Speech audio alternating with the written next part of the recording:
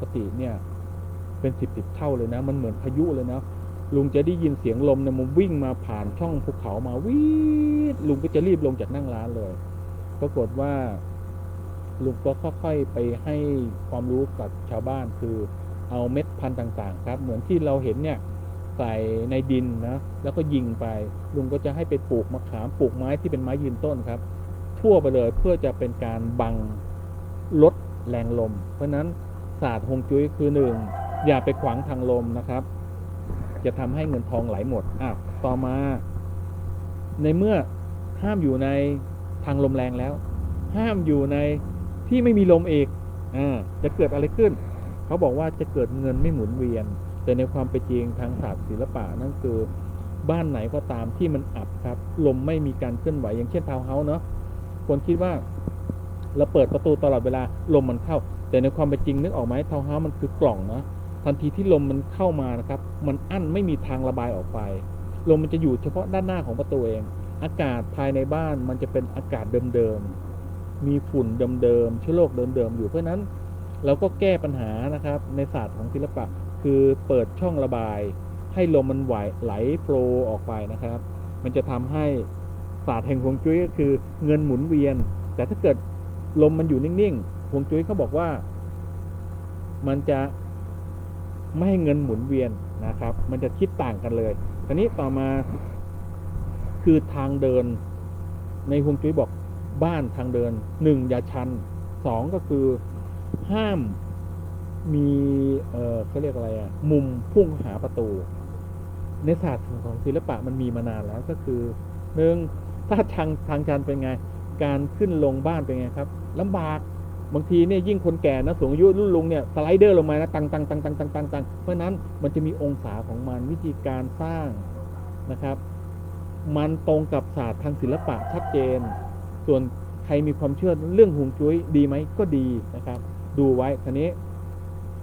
ครั้งหนึ่งลุงได้ไปเจอพอดีครั้งหนึ่งเนาะลุงได้รับใช้ผู้ใหญ่คนหนึ่งสร้างอนุสาวรีย์ที่ใหญ่มากเขาเป็นนักธุรกิจที่เป็นหมื่นล้านเหมือนกันปรากฏว่ามีอาจารย์คนหนึ่งก็เป็นอันดับต้นๆของประเทศเนี่ยซึ่งมีไม่กี่ท่านนะครับเป็นนักดูฮวงจุ้ย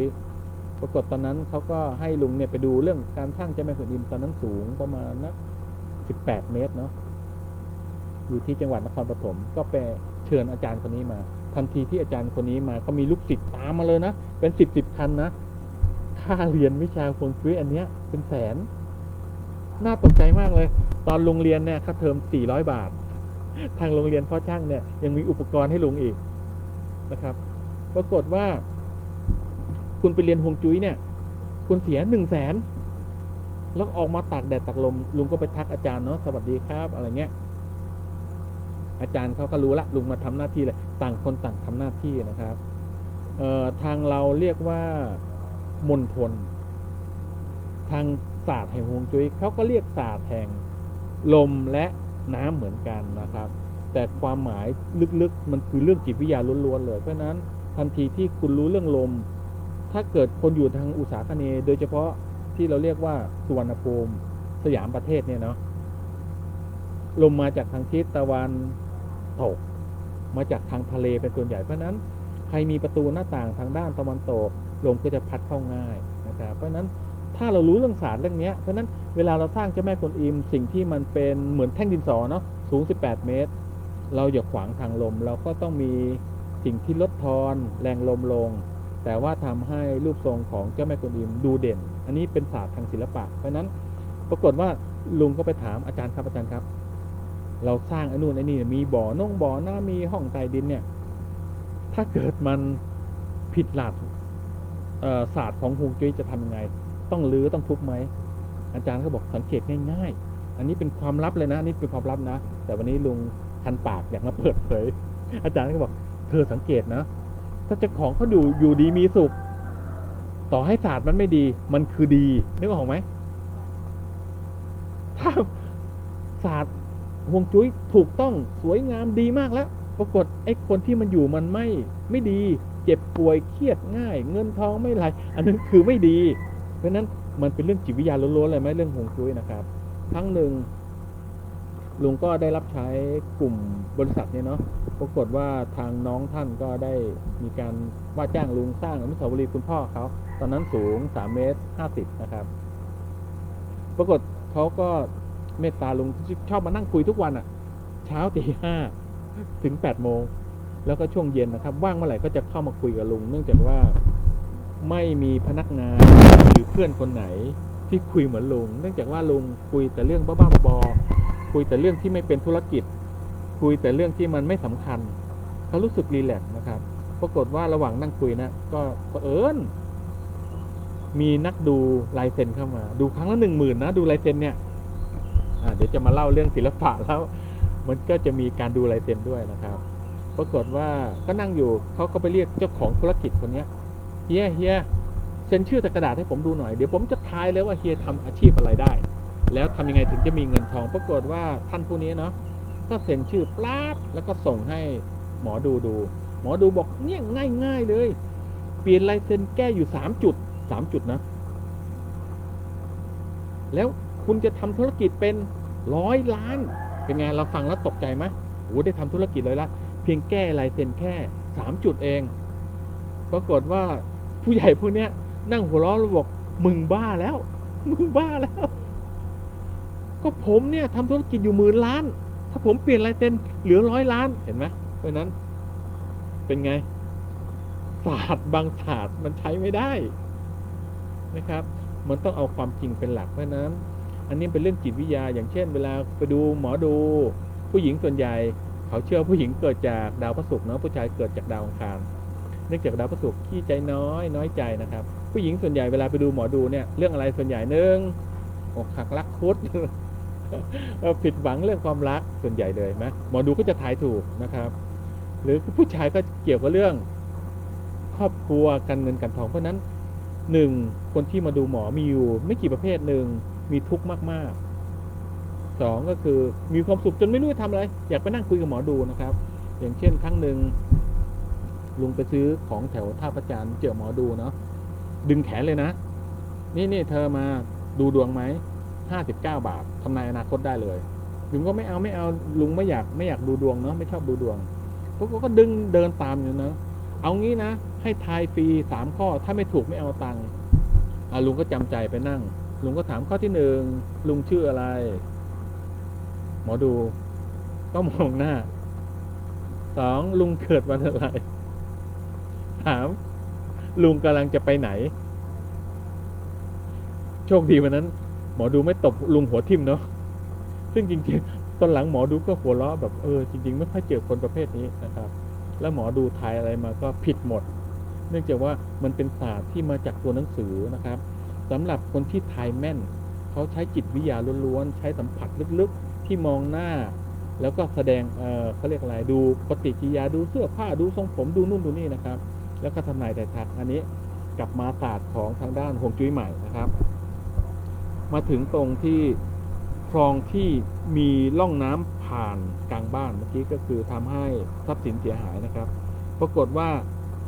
ห้ามถนนพุ่งเข้าหาบ้านเอาละสิเขาบอกว่ามันคือทาง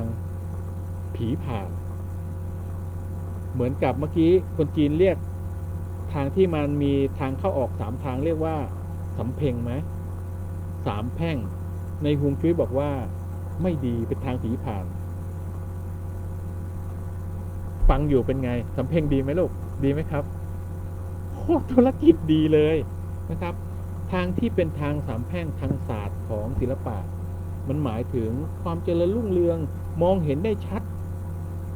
เป็นตำแหน่งที่ดีที่สุดเห็นไหมมันพลิกโอกาสเลยนะแต่ถ้าเราเชื่อว่าทาง3 แพร่งไม่ดีใครบ้านอยู่ทาง3 แพร่งมั่งมีไหมถ้าใครไม่ชอบยกให้ลุงรับหมดเลยนะลุงจะรวยให้ดูภายใน5 ปีคราวนี้ปรากฏว่าทางศาสตร์ฮวงจุ้ยนะครับก็จะติดกระจกเรียกว่าแปะกล้วยบ้างอะไรบ้างเนาะเป็นรูปเขาเรียกอะไรตราหยินหยางแล้วก็มีเหลี่ยมๆอยู่8 อันนะครับถ้าสังเกตให้ดีไอ้เหลี่ยม8 อันมันเป็นขีดอยู่3 อันเนาะมันเป็นตัวหนังสือยัน8 ตัวมันคือยัน8 ทิศแล้วก็ติดกระจกสะท้อนไว้ทำไมต้องติดกระจกสะท้อนในศาสตร์ฮวงจุ้ยเขาบอกว่าสะท้อนสิ่งชั่วร้ายออกไปสะท้อนสิ่งไม่ดีออกไปแต่ในความเป็นจริงแล้วสมัยก่อนเนี่ยบ้านที่อยู่ทาง3 แพร่งนะครับ แม้กระทั่งปัจจุบันเหมือนกันนะก็อันตรายบางเรื่องเพราะว่ารถเวลาวิ่งมานะครับมันไม่ได้เป็นทางโค้งมันเป็นทางสามแพร่งเวลาเลี้ยวเนี่ยอาจจะเผลอพุ่งเข้าชนบ้านได้เพราะอะไรนั้นเขาเลยติดกระจกให้มันสะท้อนเวลาคนขับมาจะได้เห็นนะนี่คือจิตวิทยาที่มันซ่อนไว้ส่วนที่โบราณเขาติดกระจกเนื่องจากว่าสมัยก่อนใช้รถม้าเวลาวิ่งมาเนี่ยถ้ามันเห็นแสงแวบๆมันจะตกใจมันจะหยุดทันทีครับเพราะนั้นถ้าเกิดมันวิ่งมาเพลินๆก็จะพุ่งเข้าหาบ้านเพราะนั้นทางสามแพร่งคือแหล่งที่ทำธุรกิจดีที่สุดเนี่ยมันพลิกโอกาสนะครับคราวนี้ต่อมานะครับฮวงจุ้ยที่ดีเขาว่าฮวงจุ้ยที่ดีแล้วเนาะหนึ่งห้องน้ำคือเรื่องโชคลาภเงินทองแต่เขามีข้อแม้นะห้ามห้องน้ำประตูห้องน้ำนะประตูห้องน้ำนะครับตรงกับห้องครัวจะเกิดอัปมงคลอันนี้ก็เรื่องจริงเหมือนกันในศาสตร์แห่งศิลปะนะครับมันอยู่ในวิชาการออกแบบตกแต่งสมัยก่อนเนี่ยถ้าโบราณจริงๆก็ห้องน้ำไม่ค่อยมีประตูสมัยก่อนเนาะเขาจะเปิดโล่งเป็นพันปีที่แล้วนะครับโดยเฉพาะคนจีนเนี่ยเขาจะถ่ายบนรางไม้นะครับแล้วเก็บอุจจาระไปลดต้นไม้อันนี้เป็นประเพณีเขาเนาะแม้กระทั่งอินเดียนะครับตอนที่ลุงไปอยู่อินเดียเนี่ยห้องน้ำเขาตลกมากแต่คนอินเดียมันเป็นเรื่องปกตินะเนื่องจากเราไม่เคยเจอครับโถชักโครกเนี่ยใหญ่กว่าโคนขาด้านบนลุงอีกนึกออกไหมถ้าเราเดินก้าวข้ามผิดเนี่ยลงไปทั้งขาเลยนะแต่อินเดียนะครับเขาจะมีความเชื่อต่อๆกันมาก็คือหนึ่งจะไม่ค่อยนิยมสร้างห้องน้ำไว้ในบ้านเนื่องจากเป็นเรื่องสิ้นเปลืองเนื่องจากว่าคนอินเดียเขาเรียกว่าแขกขี้คุยเนาะแขกขี้อวดก็คือเป็นคนแขกเนี่ยเขาจะมานั่งคุยแล้วกันตอนเช้าริมถนนนั่งคุยหลงจงเจงเลยนะเขาไม่อายเนื่องจากว่าเขาทำกันมาเป็นพันปีแล้วนะครับบางคนก็ขี้อวดก็คือขี้เนี่ยอวดข้างถนนนี่เลยก็ผู้หญิงก็จะมาแต่เช้าเลยตี 5ส่วนผู้ชายตอนไหนตอนนั้นเลยนะครับเพราะนั้นเป็นเขาเรียกอะไรธรรมชาติของแต่ละเมืองนะครับคราวนี้เมื่อห้องน้ำตรงกับห้องครัวในศาสตร์ของทางศิลปะเขาห้ามเนื่องจากว่าห้องน้ำเป็นส่วนที่มีเชื้อโรคเยอะห้องครัวเป็นส่วนที่ประกอบอาหารเห็นไหม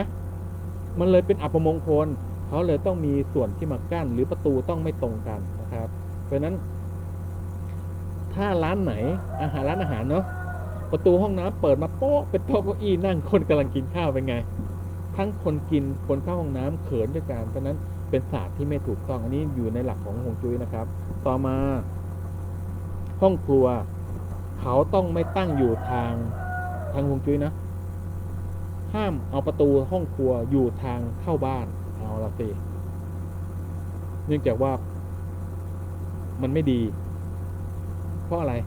เพราะเวลาคนเข้ามาบ้านนะครับนึกถึงเนาะเราเปิดประตูบ้านปุ๊บเราเห็นห้องครัวทะลุเลยนะครับมันทำให้ส่วนที่ทำอาหารมันไม่เป็นส่วนตัวเพราะฉะนั้น